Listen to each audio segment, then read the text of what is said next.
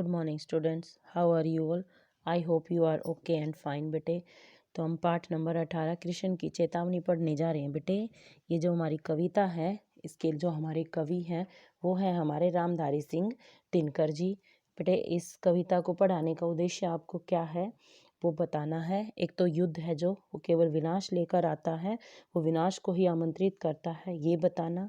समय और स्थितियों को समझकर सही फैसला करना सिखाना, और त्याग में बहुत अधिक ताकत होती है, ये भी बताना। और शांति के रास्ते पर चलकर किसी भी समस्या का समाधान निकाला जा सकता है, ये बताना। तो बेटे अपनी कविता पढ़ने शुरू करते हैं हम।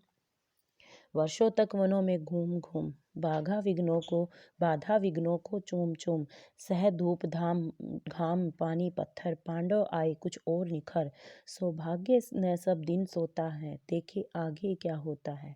यहाँ पर रामधारी सिंह दिनकर जी बताते हैं कि सालों तक, वर्षों होते बेटे सालों तक, वनों जंगलों में घूम घूम कर विभिन्न बाधाओं यानी कि परेशानियों को और अड़चनों का सामना करते हुए जो पांडव थे वो धूप और गर्मी को सहन करते हुए पानी और पत्थर पर चलते हुए और भी अधिक मजबूत हो गए थे और भी निखर कर आ गए थे। सौभाग्य ने सब दिन सोता है। क्या कहते हैं कि जो अच्छा भाग्य होता है ये नहीं कि वो हमेशा सोता ही रहे, यानी कि आए ही ना, आगे देखो कि क्या होता है। मैत्री की राह बताने को, सबको सुमार्ग पर लाने को, दुर्योधन को समझाने को, भीषण विध्वंस बचाने को भगवान हस्तिनापुर आए। क्या कहते हैं कि यहाँ पर सबको अच्छे मार्ग पर चलने के लिए बताना, और मैत्री होती है बेटा मित्रता की रास्ता बताना, कि मित्रता की राह पर किस प्रकार आप चल सकते हो और किस प्रकार परेशानियों का सामना कर सकते हो वो बताना। और दुर्योधन को समझाने के लिए और क्या बताने के लिए कि जो ये भयंकर विनाश जो होने वाला है उसको बचाने के लिए भगवान जो है श्री कृष्ण हस्तिनापुर आते हैं। ठीक है। पांडवों का संदेशा लाए, दो न्याय अगर तो आधा दो, पर इसमें भी यदि बाधा हो तो केवल दे दो 5 ग्राम, रखो अपनी धरती तमाम, हम वहीं खुशी से खाएंगे, अपरिजन पर असीना उठाएंगे। अब पांडवों ने जो संदेशा श्री कृष्ण को बताया था दुर्योधन को सुनाने के लिए, वो बोलते हुए श्री कृष्ण कहते हैं कि देते हुए न्याय देते हुए आप उन्हें आधा राज्य उन्हें सौंप दो और आधा अपने पास रख लो। यदि आपको इसमें भी बाधा यानी कि परेशानी है तो उन्हें केवल क्या होता है बेटा, मात्र 5 ग्राम यानी कि 5 गांव ही दे दो, रखो अपनी धरती तमाम, की तुम अपनी सारी धरती अपने पास रख लो, केवल उन्हें 5 गांव ही दे दो, वो वहीं पर खुशी से हम रहेंगे और खाएंगे, यानी कि हम सब पांचों भाई वहीं पर खुशी से रह लेंगे। और अपने परिवारजनों पर, परिजन होते हैं बेटे अपने परिवार वालों पर, असी होती है तलवार, कि हम अपने परिवार वालों पर तलवार नहीं उठाएंगे। ये संदेशा जो है पांडवों ने श्री कृष्ण को बोल के भेजा था, ये श्री कृष्ण ने दुर्योधन के सामने रखा।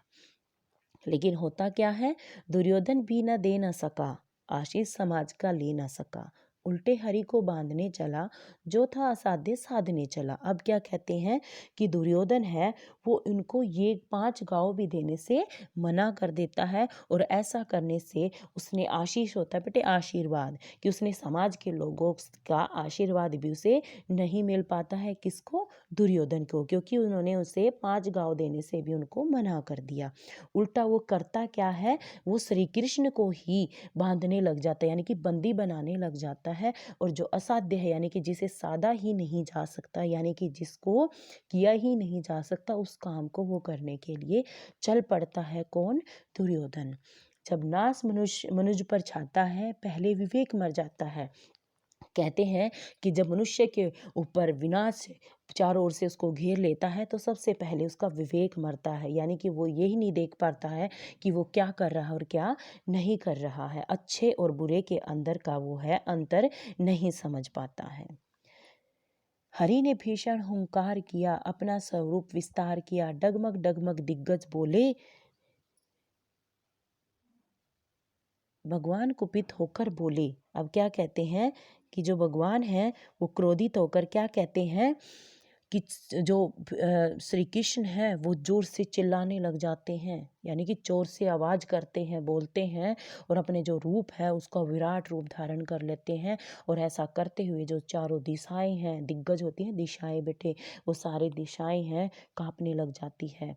और भगवान कुपित का मतलब होता है बेटे क्रोधित होकर बोलते हैं कि जंजीर बड़ा अब साध मुझे, कि लो अब जंजीरें यानी कि बेड़ियां लेकर आओ और मुझे बांध कर दिखाओ। हाँ हाँ दुर्योधन, तो मुझे बांध कर दिखाओ।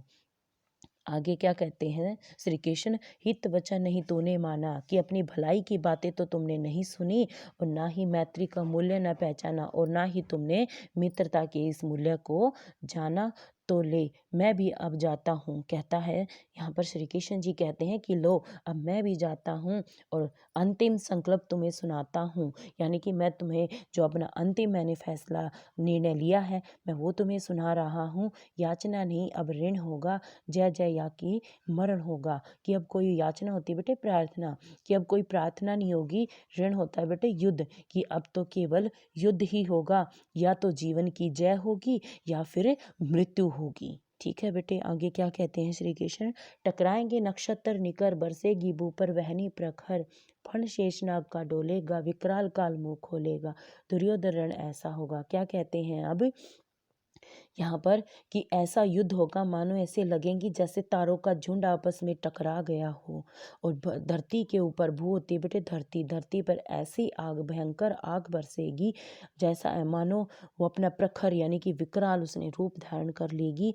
और शेषनाग ऐसे अपना फन खोलकर ऐसे खड़े हो जाएंगे जैसे काल है अपना, जो काल क्या होती है बेटे मृत्यु, जो मृत्यु है अपना वो विकराल रूप धारण कर लेगी। दुर्योधन अब ऐसा युद्ध होगा जैसा कभी भी नहीं होगा, यानी कि आज जो युद्ध होगा अब वो युद्ध कभी भी नहीं होगा।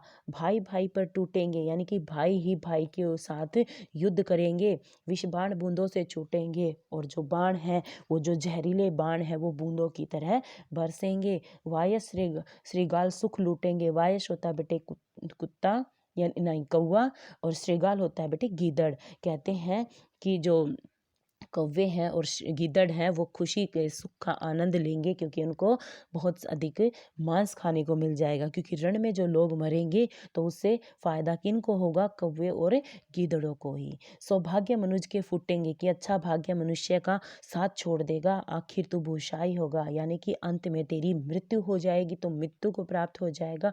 और हिंसा पर दायी होगा, यानी कि दूसरों को हिंसा देने वाले तुम कहलाओगी। थी सभासन सब लोग डरे, कि सभा सब चुप हो गई थी, यानी कि सन्न हो गए थे, निरुत्तर हो गए थे और सब लोग डर गए थे। लेकिन ऐसा नहीं लग रहा था कि पता नहीं वे डरे हुए हैं या फिर वो बेहोश हो गए, यानी कि उन्होंने अपने होश खो दिए हैं। केवल दो नरघाते, यानी कि सिर्फ दो ही मनुष्य यहाँ पर संतुष्ट दिखाई दे रहे थे और वो सुख प्राप्त हो रहा था जो उन्हें धृतराष्ट्र और विदुर, कि विदुर के द्वारा ये सब सुनाने का जो सुख प्राप्त हो रहा था वो विदुर को प्राप्त हो रहा था, जो अपने कर जोड़ खड़े प्रमोदित निर्भय, जो प्रसन्न होकर और बिना डरे, प्रमोदित होता है बेटे प्रसन्न होकर, निर्भय होता है बिना डरे, जो बिना डरे अपने हाथों को जोड़कर और सिर्फ श्री कृष्ण की जय जय पुकारते हुए सुनाई दे रहे थे। तो बेटा उम्मीद है आप सबको ये कृष्ण की चेतावनी कविता समझ में आ गई होगी। आप सभी को इसको अच्छी तरह से समझना है और सुनना है। धन्यवाद।